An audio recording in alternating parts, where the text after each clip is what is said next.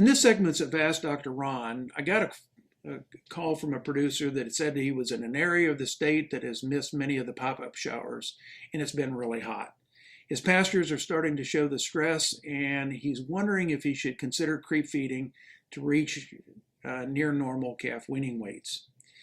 Well, one of the first things that we need to kind of think about is when a calf reaches about 150 pounds, mom's milk is probably not supplying everything that the calf needs. And so we talk about this hungry calf gap, the difference between milk production and the calf's requirement. And obviously, calf is going to consume milk until it reaches weaning, although at about 500, 600 pounds, these calves are not going to be consuming very much milk. Okay, those cows are going to be starting to dry off. So the only way for that calf to really perform is that if it consumes more forage. And if the forage quality or quantity are limiting, that will limit the calf's ability to gain. So the question of to creep feed or not creep feed is kind of broken into two pieces. Well, number one, what does it do for the cow? Well, don't expect any difference in milk production, all right, if you creep feed the calves. And don't expect any differences in reproductive performance if you creep feed the calves, all right? So the cow really is not the variable here in terms of creep feeding. Now, what does creep feeding do for the calf? Well, number one, it adds weight, okay? And if you look through the literature, it's probably somewhere between 20 and 50 pounds of additional calf weight due to creep feeding, and obviously that depends on a lot of factors, all right? But that kind of catches the normal. The second factor is that it adds bloom. And so if you're selling, calves where fat is really valuable, okay, so maybe it's club calves, maybe it's purebred cattle. If you're selling these calves, okay, that extra condition, okay, or bloom can be valuable, all right?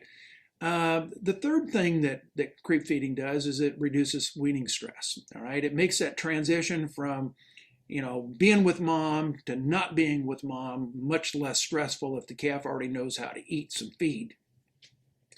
And then the fourth one that kind of comes to mind, and there's probably others, but the fourth one that comes to mind is it can be a substitute for lower milk production. And if we've got poor quality forage or not enough forage, okay, milk production is going to be decreased on the cow, and so creep feeding would substitute for that lower milk production. Now, on the con side, okay, or the disadvantage side of creep feeding is that it does add cost, okay? And depending on the situation, feed efficiency of that added gain can be 5 pounds of feed per pound of gain all the way up to about 15 pounds of feed per pound of gain. And so that becomes one of the real key considerations of whether or not I need to creep feed. The second one is if I create too much fat on these calves, okay, it probably will have a negative effect on feeder calf prices at the auction markets.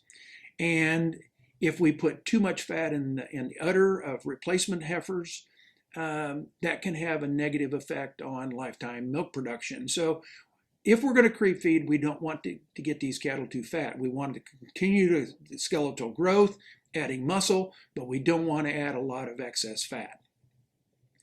This table kind of shows the relationship of how much creep feed I might expect over a creep feeding period. So, for example, if I was going to creep feed for the last 30 days prior to weaning, I'd expect these calves to eat about 210 pounds of creep feed, and they'd probably average about 7 pounds per head per day. If I was going to take the other extreme and I was going to creep feed for 120 days, I would expect these calves to eat about 540 pounds apiece, okay, and average about 4.5 pounds of creep feed over that 120-day period. So it gives you just some idea of kind of how to put this thing together. If you think about the estimated additional calf gain, obviously average daily gain is going to be different in different scenarios, okay? And then of course we've got the time frame over on the left-hand side of this table. But when would I expect low average daily gains due to creep feeding? Well, it would be when I have good quality forage, and good quantity of forage. All right. So if I've got really good pastures, average daily gain of the calf due to creep feed is going to be fairly minimal. If, on the other hand, I'm running short on pasture, or if I have low quality pasture, I would expect increased average daily gains. All right. And obviously, those calves would gain more, and we would add more weaning weight as a result of creep feeding. So when should I creep feed? According to the situation. For example, if I have a drought, if I have endophyte infected fescue, we know that calves will not perform as well on endophyte infected fescue as they do on cleaner pastures, right? And then the question becomes, do I supplement energy or crude protein? And my recommendation would be, you don't need to go really heavy on the energy, and you don't really need to go heavy on the crude protein. I'd probably look at something really simple, all right, such as a soybean hull corn gluten mixture of maybe 50-50. All right, it's a high fiber feed. 50-50 mix of soybean hulls and corn gluten would give me about 16% crude protein. Works really good. It's a high fiber feed, so I don't have to worry too much about acidosis, or calves going off feed and on feed. Works really, really well. The second one is according to economics, okay, cost of gain. And feed efficiency is sure a big factor. How much gain do I expect? And then obviously the cost that I incur. What's my feed cost? What's my labor cost? What's my equipment cost? Becomes obviously a factor. And then feeder calf prices, okay? If you're going to creep feed, okay, you have heavier calves. Realize that there's going to be a price slide. Heavier calves typically sell at a lower dollar per hundredweight. And if we get these calves too fleshy, okay, we could have a discount in the auction market because of body condition or fat. And then the third one is according to need. If I've got poor forage quality or quantity, I'd sure consider maybe creep feeding.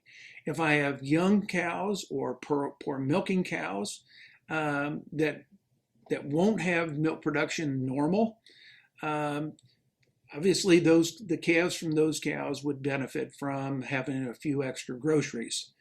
And then your younger calves, your late-born calves, could benefit, and so you might be able to get those calves to catch up a little bit to the older calves, okay, and sell a more uniform calf crop. And then you have to really evaluate the value of bloom. And for some producers, that extra fat translates into dollars, and other producers, particularly going to the auction market, that could be a discount.